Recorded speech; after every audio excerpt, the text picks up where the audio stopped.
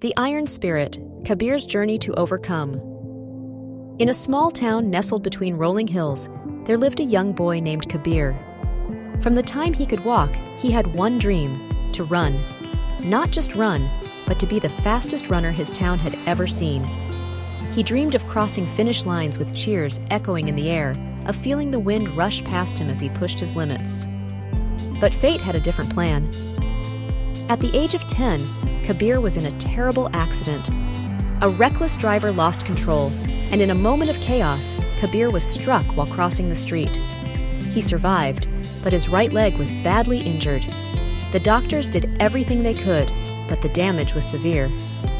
"You may walk again," the doctor told him gently, "but running like before, that may not be possible." The words shattered Kabir. The dream he had carried for as long as he could remember suddenly seemed out of reach.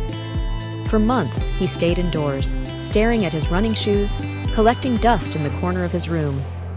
One evening, his father, a man of few words but great wisdom, sat beside him and placed a small clay pot on the table. Without saying a word, he poured hot tea into the pot until it overflowed and cracked under the heat.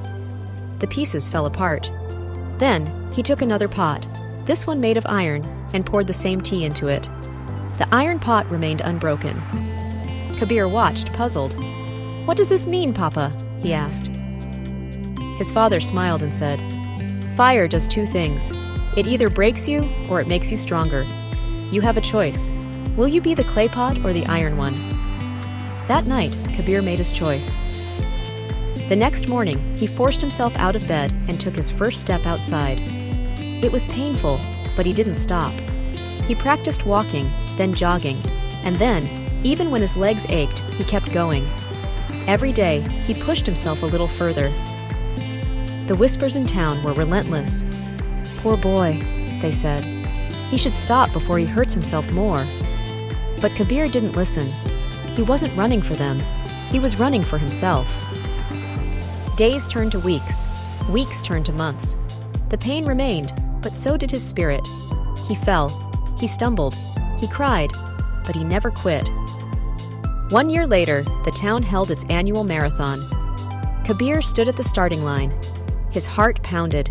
The people around him whispered again, "He's trying? After everything?" The gun went off. Kabir ran. He was slower than the others, but he didn't care. He focused on one thing: finishing. Step by step, breath by breath, he pushed forward. When he neared the last stretch, something incredible happened. The same people who once doubted him began to cheer. "Go, Kabir! Keep going!" With every ounce of strength, he crossed the finish line. He wasn't the first, but he wasn't last either. More importantly, he had done what they said was impossible. He had proved to himself that no obstacle was bigger than his spirit. As he stood there, exhausted yet victorious, his father approached, placing a hand on his shoulder. "You are the iron pot, my son, and today you proved it to the world."